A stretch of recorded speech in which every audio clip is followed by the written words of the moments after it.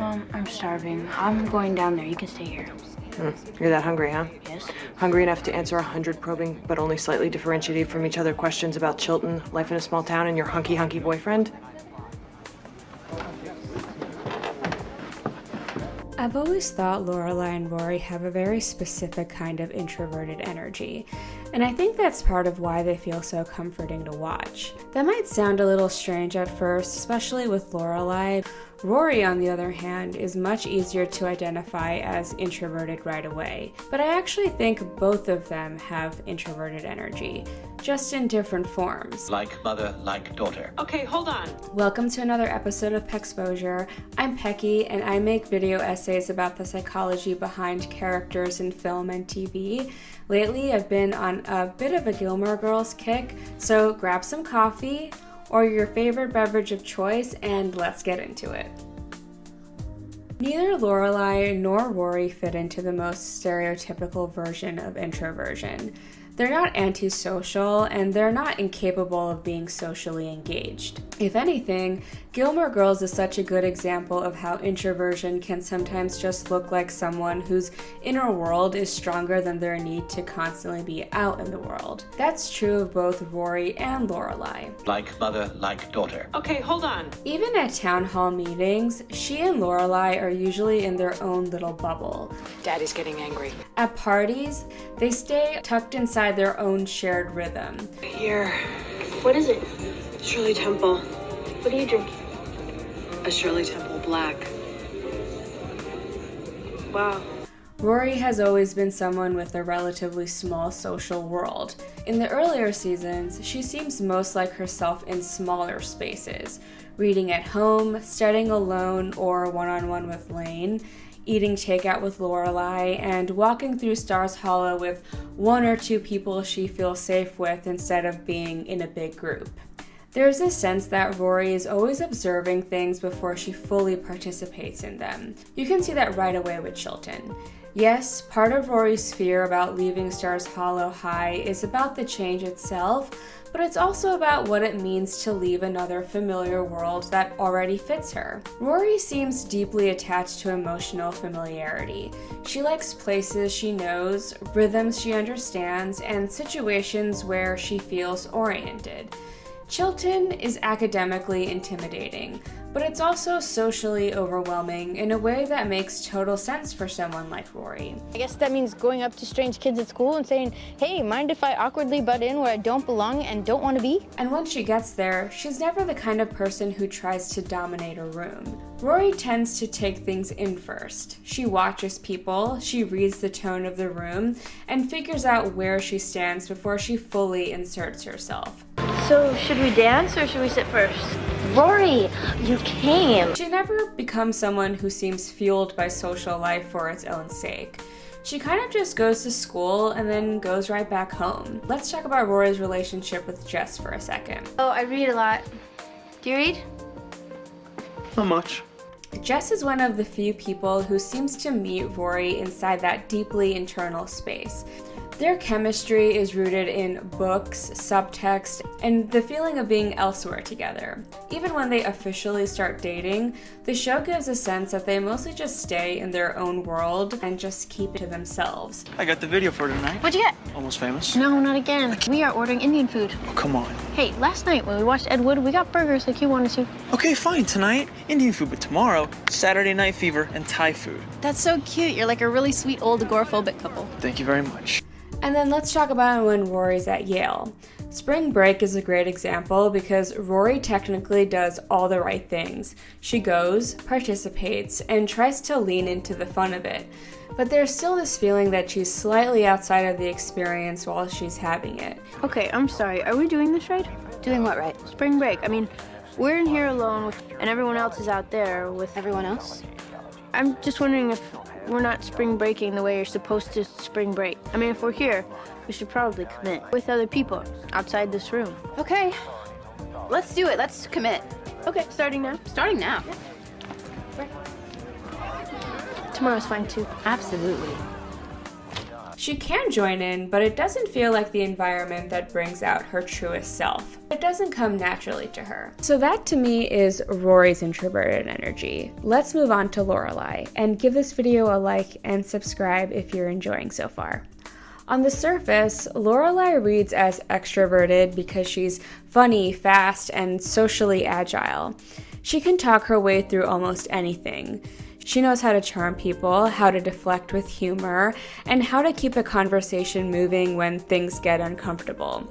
Lorelai is socially skilled and privately oriented, and I think you can see that in the life she builds. If Lorelai were someone who truly needed endless novelty, people, and stimulation from the outside world, she wouldn't have built such a small and intimate life for herself. I don't have very many people in my life who are in my life. There's Rory and Suki, this town, and you. The same familiar corners of Stars Hollow. She likes routines and returning to the same places. She likes the comfort of known people. Some of Lorelai's happiest moments are at home, in pajamas, ordering takeout, watching movies with Rory, and doing the same rituals over and over again. For someone who seems so socially energetic, her deepest form of comfort is actually incredibly domestic and contained. Her favorite version of life is a tiny one she can control. I also think her relationship to her parents' world makes this especially clear. Lorelai can absolutely perform in those environments. She can show up to Friday night dinners, Chilton events, and all the polished social spaces that Emily values, and she can hold her own in them. But the show constantly makes it clear that being able to perform socially is not the same thing as being nourished by it. Lorelai often seems drained, irritated, defensive, or overclocked in those settings. Out of Rainbow Hills 2 days ago. Hi, sorry to interrupt. Could you come with me? My cummerbund and I aren't seeing eye to eye. Men, totally helpless. Excuse me? You never get the sense that those environments feel natural to her. It all feels a little effortful. Lorelai? Yeah. Oh my God. Oh, Mitzi, wow, I haven't seen you since Your 7th month. You can even see this in the Harvard road trip episode where Lorelai more or less convinces Rory that it's better to stay upstairs hungry than go downstairs and make small talk with the other guests. They're not assassins. Rory, if they catch us, they'll clamp onto us like leeches, and you know what that means. Chit-chat. Stomach churning, mind-numbing, soul-deadening chit-chat. What's interesting is that these are not Emily and Richard world people. They're basically just regular small town types. The difference is that Lorelai doesn't know them, and that unfamiliarity alone makes the interaction feel draining. It shows that what she likes is not endless social contact, it's familiar social contact. And I think that also explains why Stars Hollow works so perfectly for her. On paper, Stars Hollow might seem like an extrovert's dream, because everyone knows each other and everyone is constantly in each other's business. But I actually think Lorelai thrives there because it's familiar, predictable, and full of people she already knows how to move around. That kind of environment can make someone seem more extroverted than they really are, because it lowers the emotional cost of interaction. Stars Hollow works for Lorelai because it feels safe. Luke makes so much sense for Lorelai too if you read her as someone who is privately oriented. Luke is part of Lorelai's emotional ecosystem. He's not some exciting outsider pulling her into a bigger, louder world, as we see Logan kind of do for Rory later. Luke feels like home. He's a person standing in the same place every day, waiting for her to walk in and start talking. Have I mentioned I hate town meetings? Look, I promise we won't stay for the whole thing. It'll be like a stop by. We'll just run in and get the headlines, so I have something to tell Rory, and then we're off to the movie. I also want to circle back to a moment in season 4 when Lorelai stays with Rory on her first night at Yale. In that episode, she seems extremely extroverted, but it also feels a little performative in the best sense. I don't mean that in a bad way. She's stepping into that role because Rory needs her to. Food and tons of it in Suite 5. Bring your appetites, bring your opinions, and hey, someone bring some music. But if it's Evanescence, you'll be severely mocked. You see something similar when she helps with April's party. Lorelai can absolutely become outward, energetic, and socially expansive when there's a purpose behind it.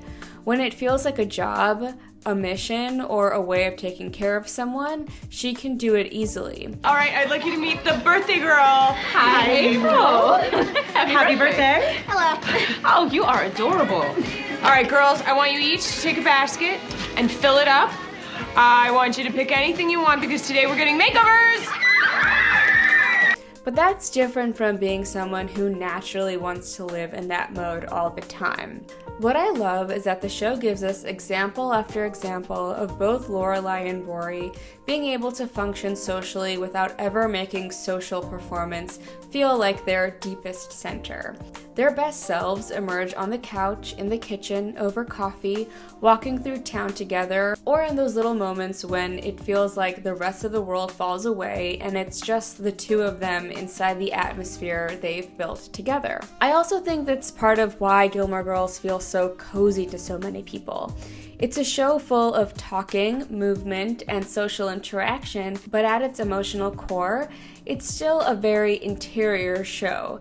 It's about ritual, familiar spaces, safe people, and the relief of having somewhere to return to. They remind me that introversion doesn't have to look flat or emotionally shut down.